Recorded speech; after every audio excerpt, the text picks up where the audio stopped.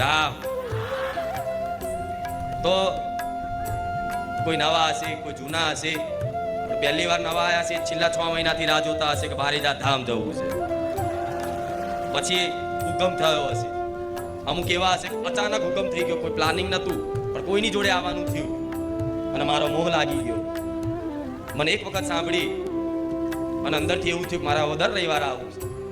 જે વ્યક્તિ, જે ભક્તને તમે લઈને આવ્યા છો નહીં, જે ભક્તને તમે અહીં લઈને આવ્યા છો, એ એક વખત મને માતા દિલથી સાંભળી લીધી ને એક વખત, એટલે તમને લેવા નહીં રહે એ પહેલા બારેજા ધામ પહોંચી જાય.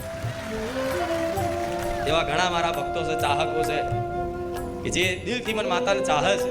ભલે સ્વાર્થ તો સજ, તમારા દરેકની અંદર સ્વાર્થ છે. સ્વાર્થ શું છે? જીવનમાં દુઃખ છે, એ દુઃખ દૂર થાય અને તમારા જીવનમાં સુખની પ્રાપ્તિ થાય, એ હેતુથી જ તમે મંદિરો માતા ભગવાને દર્શન કરવા માટે જતા હોય.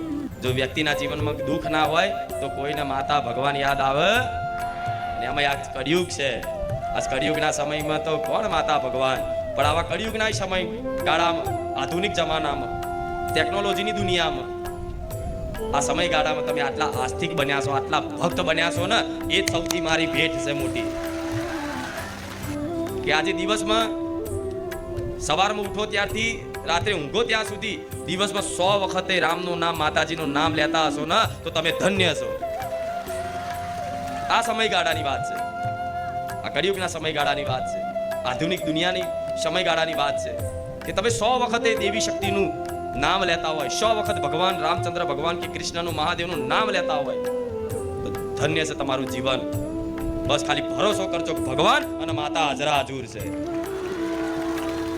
શું? ખાલી ભરોસો રાખજો કે ભગવાન છે, માતા છે. આ ભરોસો એકદમ દૃઢ રાખજો, મજબૂત રાખજો. તમારી શ્રદ્ધા તૂટે નહીં એનું ધ્યાન રાખજો.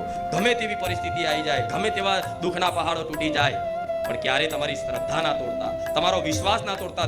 તમે જેને માનો એને, તમે જેને માનો એને, ભગવાન માતાજી જેને માનો એને, પણ જીવનમાં ગમે તેવી પરિસ્થિતિ આવી જાય, પણ જ્યાં સુધી તમારી અંદર શ્રદ્ધા અને વિશ્વાસ હશે ને, ત્યાં સુધી વિશ્વાસ રાખજો. 24 કલાક ભગવાનના માતા તમારું રક્ષણ કરે છે. 24 કલાક. પણ બસ એ બાજુ તમારો ખ્યાલ નહીં જતો, એ બાજુ તમારો વિચાર નહીં જતો. તમે એને ભૂલી જાઓ છો. માં ક્યારે એના ભક્તને નહીં ભૂલતી. તમે એને યાદ કરવાનું ભૂલી જાઓ, પણ મારા જેવી મેલડી, ખુખાર મેલડી ક્યારે મારા ભક્તને યાદ કરવાનું ભૂલતી નહીં. મારી યાદ આવે છે ને, રવિવાર ગયા પછી આખું અઠવાડિયું યાદ આવે છે ને, તો યાદ તમે નહીં કરતા, હું માતા કરાવું છું ત્યારે તમે મને યાદ કરી. હું માતા યાદ આવીશ તો પાછળ મારા રામચંદ્ર ભગવાન યાદ આવશે, રામનું નામ યાદ આવશે. તો ચિંતા ના કરતા. શું ચિંતા ના કરતા? બધું દેવી શક્તિ જોવે છે, બધું ભગવાન સાંભળે છે, પણ બસ ભરોસો ટકાઈ રાખજો. તર્ક ના કરતા, બુદ્ધિ ના વાપરતા. આટલી ભક્તિ કરું છું તો આવું કેમ, આ કરું, નામ જપ કરું છું તો આવું કેમ, આ કેમ થયું, આ ઘટના કેમ બની, આ મને કેમ પ્રાપ્ત ના થયું, આ કેમ મારા જીવનમાંથી ગુમાઈ ગયું. શું આ બધી તર્ક બુદ્ધિ વાપરતા? કેમ કે તમે હવે ભક્ત બન્યા છો ને, તો ભક્તના જીવનમાં જ મોટી મોટી કષ્ટીઓ આવે છે. અને કષ્ટી એટલે પરીક્ષા. શું? એ કષ્ટી એટલે પરીક્ષા, કસોટી. એ કસોટીના સમયગાળામાં વિશ્વાસ રાખજો, હું તમારી જોડે રહીશ. સુખી કરવાની જવાબદારી લીધી છે, ગેરંટી લીધી છે, અને ગેરંટી પૂરી કરવા વાળી ખુખાર મેલડી બેઠી છે. આ એમને મેળા થતા, અહીં કોઈ ખાલી મોજ શોખ કરે ફરવા હરવા આવતા નથી. એ ખુખાર મેલડીના ચમત્કાર જીવનમાં અનુભવ થાય છે, ત્યારે આટલી ભીડ ભેગી થાય છે.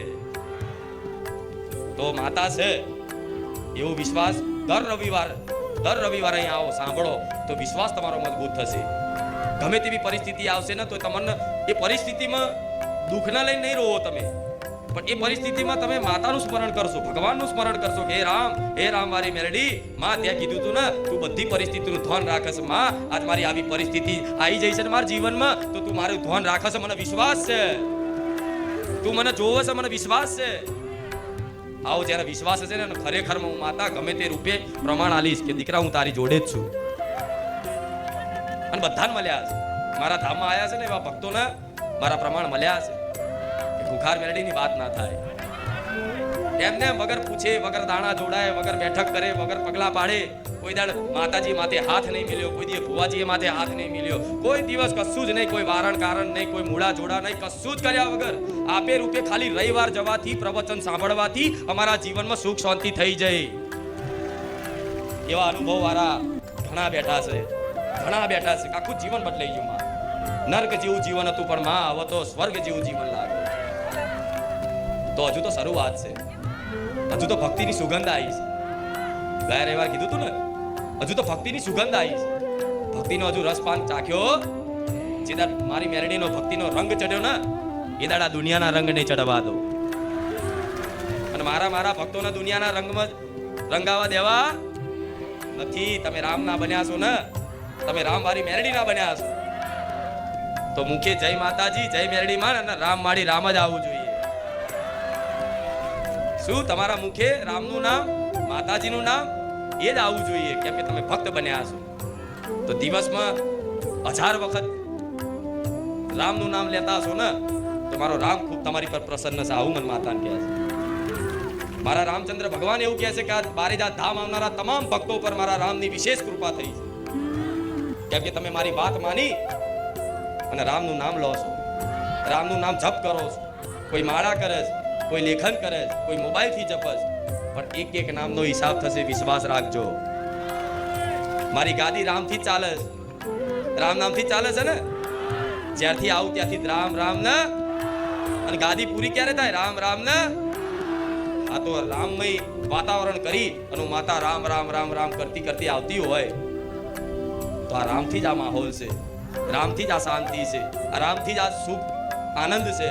તો તમે તમારા જીવનમાં રામ લાવી દેશો ને, તો મને રોમ વારી મેલડીને હોમેથી તમે મન માતા ને તમારા ઘેર બોલાવશો. આટલું માતા કહું.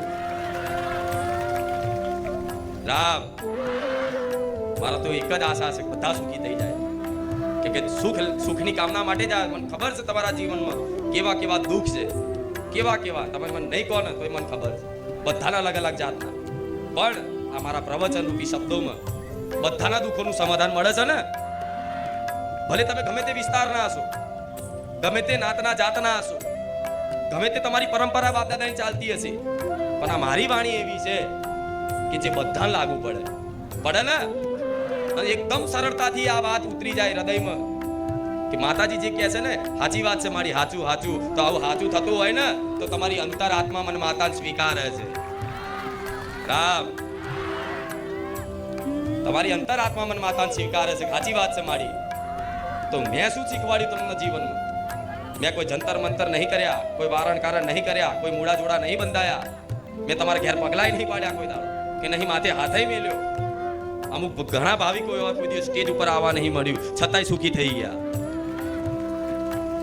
તો મેં શું બતાવ્યું જીવનમાં? મેં જીવનમાં એ બતાવ્યું જીવન જીવવાની રીત. શું જીવન જીવવાની રીત? કે જીવન કેવું જીવવું જોઈએ, જીવન કઈ રીતે જીવવું જોઈએ.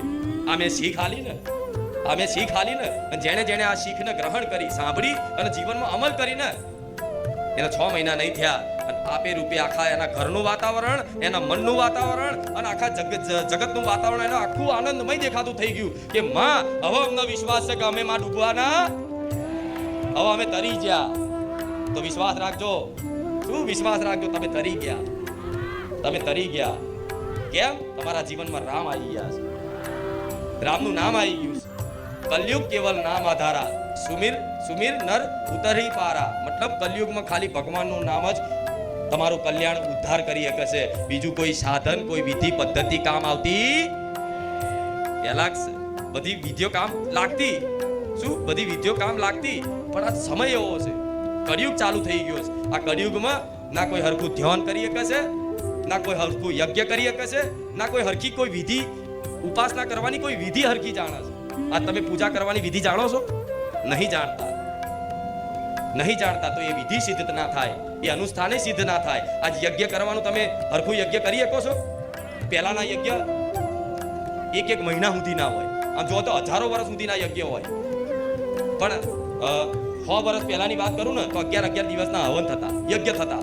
માતાજીને પ્રસન્ન કરવા માટે 11 દિવસ નોરતામાં 9 દાડા કે 11 દાડા એક ધારી બેહી અને યજ્ઞની આહુતિ આલન તો માતાજી કંઈક પ્રગટ થઈ અને પ્રસન્ન થઈને એની પર કૃપાનો વરસાદ કરે, કંઈક જે માંગ હોય, જે ઈચ્છા હોય, એ કામના હોય, કામનાની પૂર્તિ કરે. પણ આજે યજ્ઞ તે હરખું કરી શકતા, કેમ કે યજ્ઞ કરવા બેહો તો એટલો તો ટાઈમ છે નહીં કે તમે પલાઠી વારીને એક દાડો 24 કલાક બેહી શકો. આ તો મારું ધામ જ એવું છે કે 3 કલાક પલાઠી વારીને બેહી શકો.